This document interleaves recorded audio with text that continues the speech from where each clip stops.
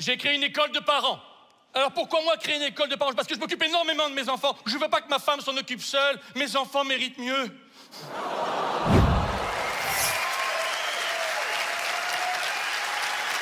Bonsoir. Je suis venu pour vous faire un extrait de mon nouveau spectacle, Le Petit Dernier. À chaque fois que j'ai un enfant, je fais un one-man show. Et comme j'en ai eu un quatrième, ma femme a mis au monde un quatrième enfant. J'ai absolument tenu à être là pour l'accouchement. Comme j'avais pas été là à la conception, ça me gênait. J'ai 4 enfants, 2 garçons et 2 échecs.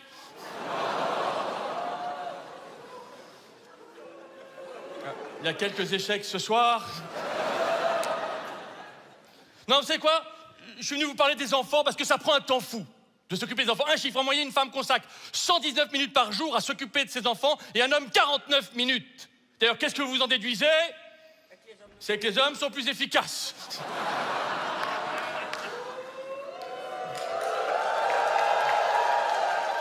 Je vous laisse calculer, mesdames.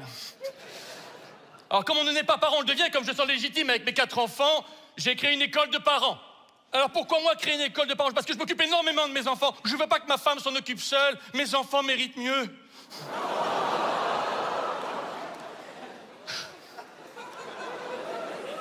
Alors, quand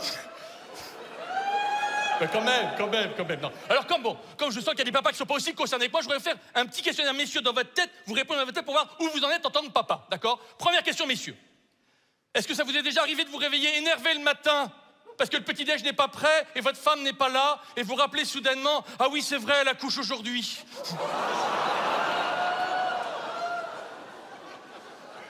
Vous répondez dans votre tête. Deuxième question, vous avez toujours la photo de votre enfant dans votre portefeuille parce que petit A, il vous émeut chaque jour. Petit B, sans ça, vous seriez incapable de le reconnaître. Et enfin, dernière question, vous voyez passer une alerte enlèvement à la télé, vous vous dites petit A, quel drame, petit B, pourquoi ça n'arrive toujours qu'aux autres? Et maintenant qu'on voit à peu près où vous en êtes, je vais attaquer le premier cours. Ça va de la conception à la naissance. Alors pour la conception, pas de chez moi. Moi, je veux plus d'enfants, en tout cas. Donc en ce moment, je regarde plein de techniques sur Internet pour être sûr de ne plus jamais avoir d'enfants. Il y a une méthode américaine qui préconise de se mettre nu et de s'approcher doucement d'un ventilateur en fonctionnement. Ma femme non plus ne veut plus d'enfants. Et hier soir, pour la première fois, elle a pris la pilule. Ça n'a pas marché. Ce matin, on s'est réveillés, les enfants étaient encore là.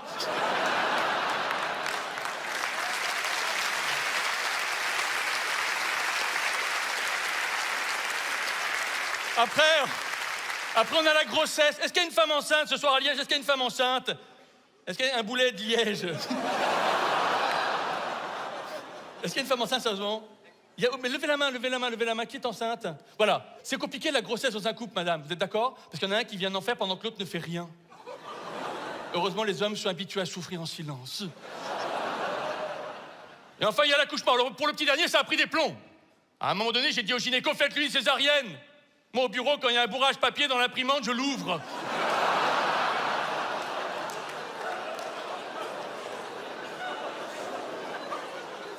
Alors, comme il a de l'humour, le gynéco, il m'a répondu, si je fais une césarienne, on m'appellera Moïse parce que j'ouvre la mer en deux, voilà. Puis enfin, il y a eu le choix du prénom. C'est compliqué, le choix d'un prénom, non? Par exemple, Paris Hilton, elle s'appelle comme ça parce qu'elle a été conçue au Hilton de Paris. Vous étiez au courant? Si on avait fait la même chose avec le petit dernier, il serait appelé banquette arrière de la Peugeot 405. Bien, après on a ramené le bébé chez nous, on n'avait pas de balance, donc on est allé chez le boucher. Il l'a pesé, il nous a dit 3,4 kg, il a ajouté joule des os. Donc l'enfant est arrivé chez vous, il y a 2 choses importantes. La première, c'est changer l'enfant. Alors je suis un père écolo. Je n'utilise pas de couches jetables, mais des couches lavables, que je lave pas pour économiser l'eau. Je suis écolo. Je m'en suis rendu compte quand j'ai mis mes enfants dans des chambres séparées. Je me suis dit, je suis devenu écolo, pour la première fois, je trie mes déchets.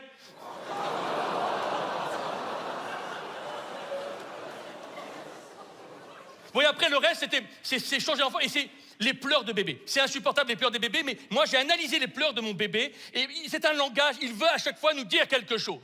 Tiens, démonstration, balance-moi les pleurs de mon bébé. Ça veut dire quoi? Ça veut dire... J'ai faim, bravo, une autre. Bon, là, il y a le feu. Une autre. Bon, là, il est sur la rocade. Vas-y, une autre. Mais arrête, c'est ma femme qui gueule. Arrête!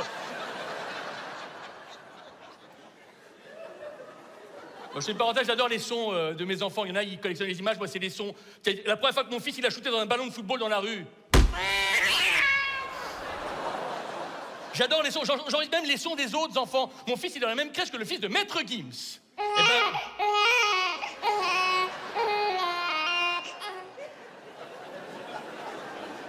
Allez, on continue, là. L'enfant a grandi. Il a 5 ans. C'est la première compète entre parents.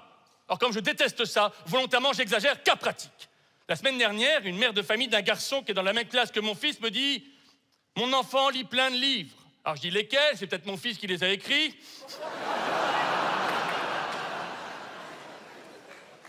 Je sens que ça va servir, ça. Bon, en tout cas, elle a voulu avoir le dernier mot. Elle a fini par me dire « En tout cas, mon fils sort avec la fille la plus jolie de la classe. » Je dis « À mon avis, c'est le mien. Il s'est fait opérer la semaine dernière. »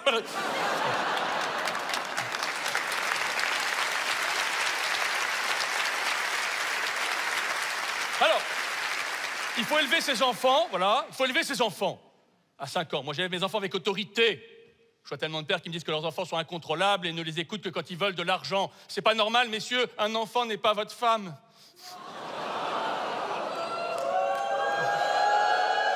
Même si en ce moment, je teste une nouvelle éducation, c'est l'éducation positive. Est-ce qu'une femme connaît le mot éducation positive? Juste pour me dire que j'ai pas de bêtises, le mot éducation positive. Il y a une femme qui connaît ce soir, on va lever juste la main pour me dire... Ah voilà. On remplace le tu par le je dans l'éducation positive, c'est moderne. On dit plus à un enfant, tu n'as pas rangé ta chambre, mais je vois qu'il y a encore des jouets sur le tapis. Wow. On est quand même très loin de la torgnole. C'est vrai, madame? On dit plus aux enfants, arrêtez de vous battre, mais j'aimerais que vous trouviez tous les deux dans votre cœur le chemin de la réconciliation. Je vous jure, c'est vrai. Du coup, je vais avec mes enfants, je dis plus à mon fils Gaspard, arrête de frapper ta sœur, mais waouh, super enchaînement droite-gauche, tu devrais faire la compète.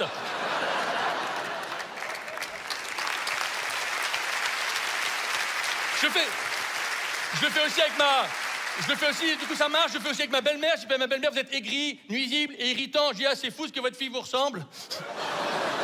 Donc, éducation positive, c'est hyper important de ne pas avoir d'enfant préféré. J'espère que ce soir, personne n'a d'enfant préféré. On est d'accord? Parce qu'avec ma femme, on a fait l'erreur d'avoir un enfant préféré.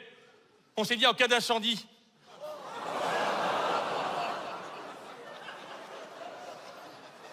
Vous n'y avez jamais pensé? Alors pour choisir parmi les 4 avec ma femme, notre enfant préféré, on a chacun écrit un prénom sur un papier. Il y a eu un problème. Le prénom que j'avais écrit faisait pas partie des 4.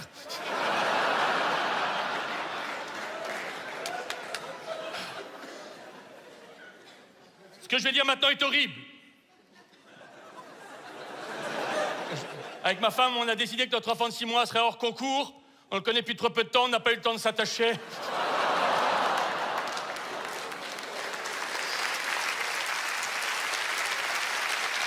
D'ailleurs, c'est une parenthèse, l'autre jour, il a fait une colère, notre enfant de 6 mois, tout ça parce que je l'ai réveillé en pleine nuit. Je lui ai juste crié « Alors tu vois que c'est chiant !»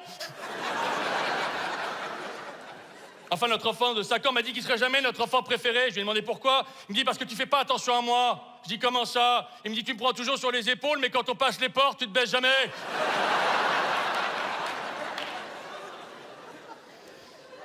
Et enfin, dernier point, tenir compte de la place de l'enfant dans la famille, ça change tout. Mon aîné n'aime pas être l'aîné, et je le comprends. Qui est l'aîné ce soir? Levez la main les aînés. Levez tous les là-bas, même là-bas, partout. D'accord. Vous les aînés, vous êtes des prototypes. Si nous, les parents, on fait d'autres enfants après l'aîné, c'est qu'on veut pas rester sur un échec. L'aîné, c'est la crêpe ratée, celle qu'on laisse aux chiens. Relevez la main les aînés qu'on vous voit bien. Il y en a déjà moins, là. Qui est second? Levez la main les seconds. Qui est second? Est-ce que c'est vrai que dans les familles, il y a plusieurs enfants, le second, tout le monde s'en fout? Vous êtes d'accord ou pas? Et tu sais pourquoi? Parce que les parents ont tellement bossé pour l'aîné, pour le second, il se relâche. Du coup, le second, il est livré à lui-même. C'est un paria. Il est souvent moche, tu me le confirmes. Il finit souvent mal. 70% des pédophiles sont des seconds, tu me le confirmes. Le troisième, les parents retrouvaient de l'énergie. Ils sont secondés par les deux aînés. Du coup, le troisième, il est souvent ouvert, intelligent, très beau.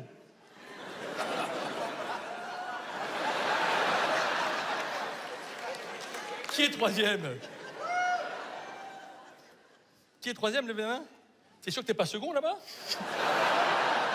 Ça marche pas tout le temps. Quatrième, qui est le quatrième, cinquième, sixième, il y en a un? Bon, ça, ce sont des avortements qu'on mal tournés.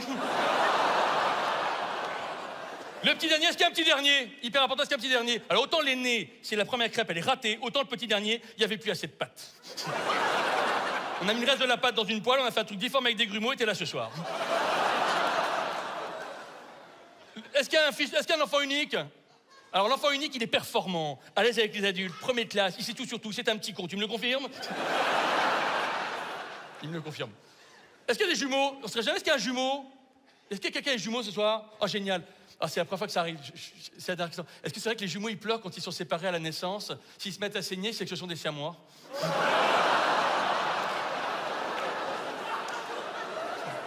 On en parle après, on en parle après. Alors, mon aîné est un ado, est un ado que je trouve limité. On m'a dit c'est normal, c'est un ado. Du coup, j'ai des doutes. Du coup, j'ai analysé ma cérébrale, mon ado. Je reconnais que mes premières analyses sont fausses. Mon ado n'a pas un quotient intellectuel de poule. On est plus proche de la méduse ou du concombre.